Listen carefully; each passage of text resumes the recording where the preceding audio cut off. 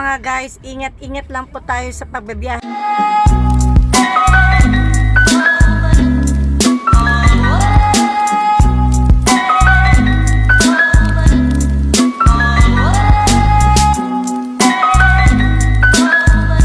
Kaka-out ko lang, my God. Napagod tuloy ako.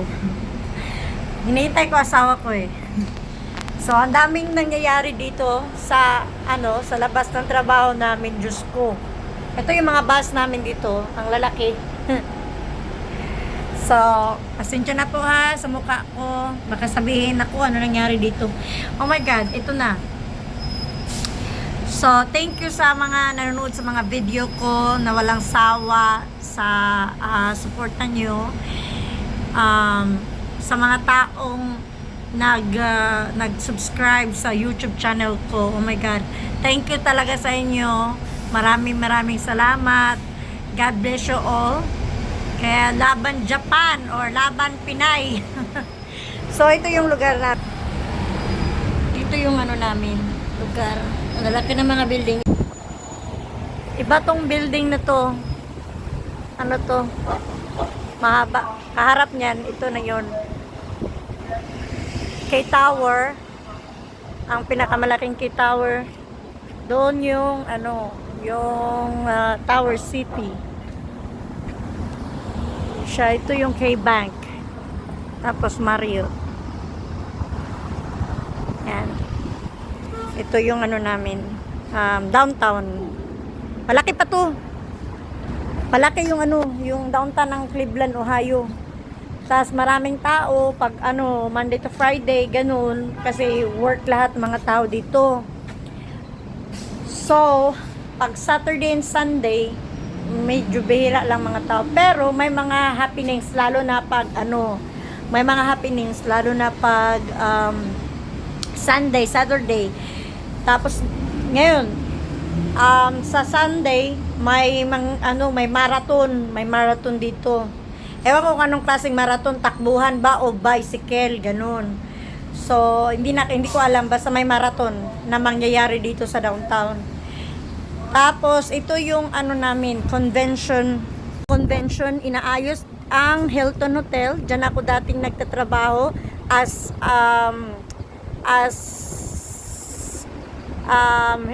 housekeeping at saka banquet cook.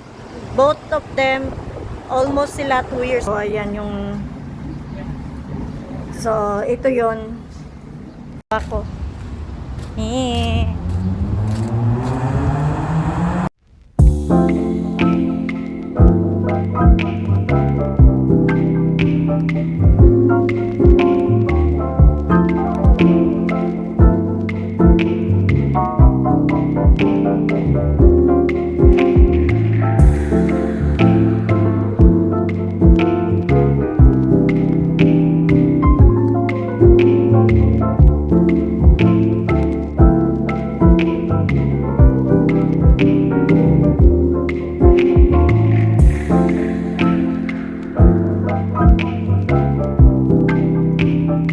Nakasakay ako ng bus, hindi ako uupo. Nakatayo na lang ako kasi pag stop na niya, kailangan ako mauna bumaba. Ako kasi ayaw ko ng nakasingit-singit lahat. Diyos ko. Hindi naman sa marami kasi nakasakay din sa loob. So ito yung downtown namin.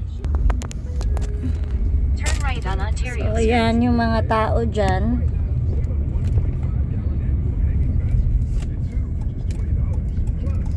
And yung Jack Casino. Yan mga tao. Exit to I-77 South toward Akron.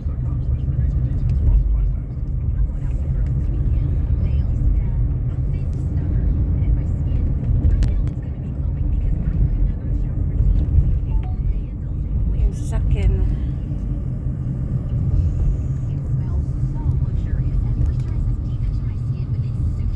So, ito yung Rocket Mortgage. Rocket Mortgage. Yung, alam yung basketball na Cavaliers. Dito si LeBron James. Naglalaro sila dito.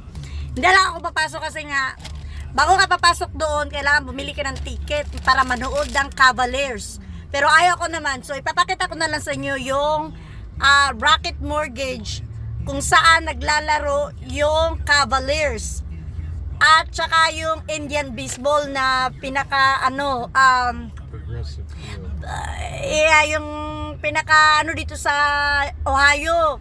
Yung baseball, mahilig din kasi yung mga apam o Amerikano ng baseball.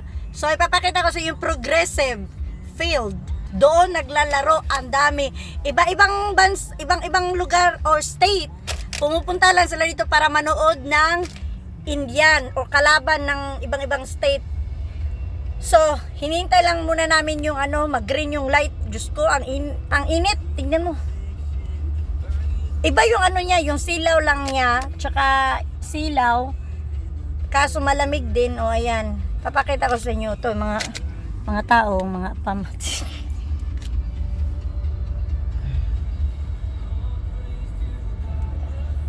Nag-green na siya.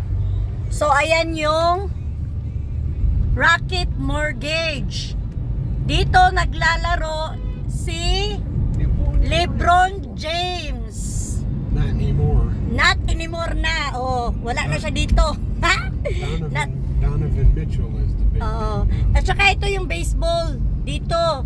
Grabe ang tao dito, guys. Diyos ko, pag maglaro yung baseball at saka basketball, magsabayan sila minsan. Diyos ko, hindi mo na madaanan yung highway.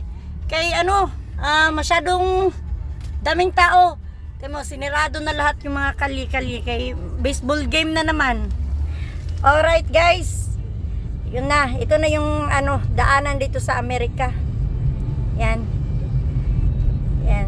Malaki siya. Malaki yan siya, guys. Sobra. How many people can fit the progressive? For progressive? Yeah. Like 40,000. 40,000 daw, guys. 40,000. Yung the basketball. Like 25 or 30,000. So yung Rocket Mortgage, mag-fit siya ng 25 to 30,000. Depende yun.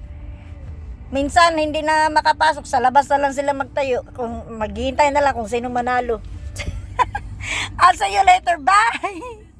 So mga guys, ingat-ingat lang po tayo sa pagbabiyahe kasi ngayon, dumaan na kami dito kanina, papunta sa bahay ng kaibigan ko. Pagbalik namin may mga pulis na.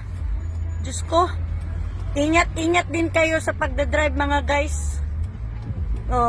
Tingnan nyo. Sana. Agoy, ginoo ko. Use the right lane to turn right on Canal Road. Wasak yung sasakyan. Diyos ko.